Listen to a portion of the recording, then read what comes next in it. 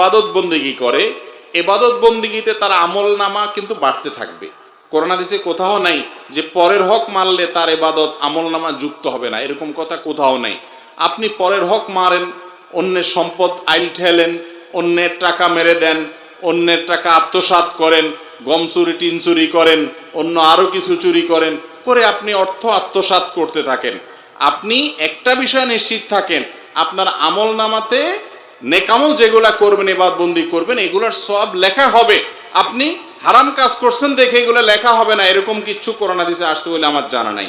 সব লেখা হবে, কিন্তু সমস্যা হলো কি জানেন? সমস্যা হলো হাদিসে আসছে, নবী সাল্লাল্লাহু আলাইহি ওয়াসাল্লাম বলেছেন, আতাদরুনা মানিল মুফলিস, তোমরা কি জানো আসল ভিখারিকে? সাহাবীরা বলছেন যে আল মুফলিসু ফিনা মাল্লা দিনারা ওয়ালা দিরহামা, ইয়া রাসূলুল্লাহ, আমাদের ভিতরে গরিব মানুষ হলো যার পয়সা কড়ি নাই। নবীজি বলেছেন, আরে না, এই মুফলিসের কথা বলি নাই।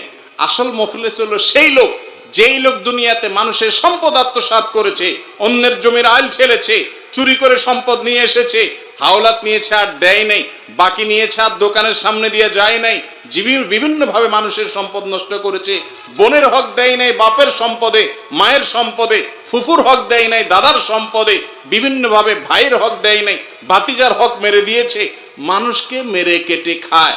আবার অনেক আমলও করেছে, মাশাআল্লাহ, মাহফিলে 2 লাখ দিয়েছে, হুজুর বলে হাজী সাহেবকে আল্লাহ জান্নাত দিয়ে দেন, বলেন সুবহানাল্লাহ, সবাই বলে আমিন।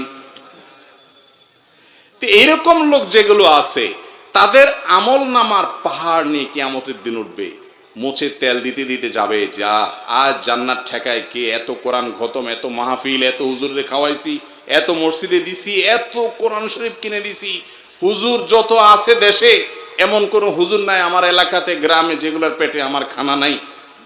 সবার পেটে খানা আছে, সব গরিবের পেটে খানা। কত দান সদকা করছি, আর কোরআন তেলাওয়াত, শুধু দান সদকা নাকি, হজ, উমরা, জিকির, আজকার, তাহাজ্জুদ, কপালে সিল, কত আমল করছি মাশাআল্লাহ। মোসে তাও দিতে দিতে যাবে জান্নাত, সামনে কত দূর কে জানে। আল্লাহ রাব্বুল আলামিন হাদিসে আসছে, ওই জায়গায় যখন ওই লোক আমলের পাহাড় নিয়ে যাবে, কিন্তু ওই যে মানুষের হক মারছে আবার সাথে ইবাদতও করছে, আমলের পাহাড় নিয়ে যাবে, তখন আল্লাহর কাছে কিছু লোক এসে ঘিরে ধরবে তাকে।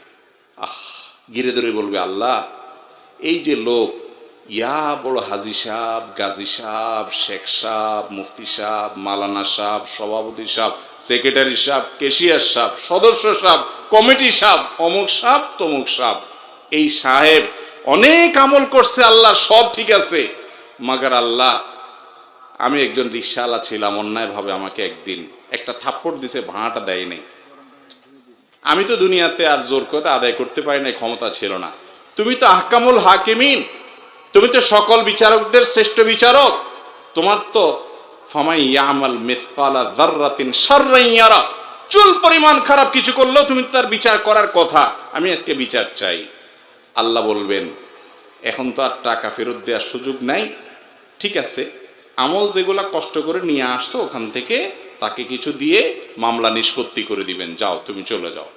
আরেকজন আসবে, আরেকজন আসবে, আরেকজন আসবে, আরেকজন এসে বলবে আমার আইল ঠেলছে, আল্লাহ আমি জানতাম না। আরেকজন বলবে, আল্লাহ আমার লাউটা চুরি করে নিয়ে গেছে। আরেকজন বলবে, আল্লাহ দোকান থেকে বাঁচি নিয়ে আর দ্বারের কাছে হাঁটে নাই। আরেকজন বলবে, আল্লাহ বিচারের নাম দিয়ে আমার কাছ থেকে টাকা নিয়ে বিচার করছে, নেতা ছিল এলাকার। এক একজন এক এক মামলার আসামি, মামলার বাদীরা আসবে। আল্লাহ তাআলা সবাইকে তার দাবি অনুযায়ী, যদি প্রমাণ সত্য হয়, কেউ তার মিথ্যা সেদিন বলবে না, সব দিয়া বিচার করবেন। তার আমল সব শেষ হয়ে যাবে, দেনাদার তখনও, পাওনাদার তখনও থাকবে। এবার তো আমল শেষ, কি দিয়ে দিবে?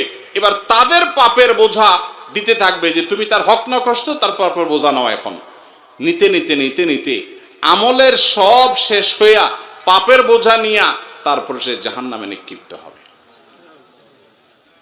তাহলে অন্যের হক আত্মসাৎ করে, মানুষের হক নষ্ট করে, মানুষকে কষ্ট দিয়ে, মানুষের প্রতি অবিচার করে, আমলের পাহাড় আর ইবাদতের পাহাড় করে কোনো লাভ হবে?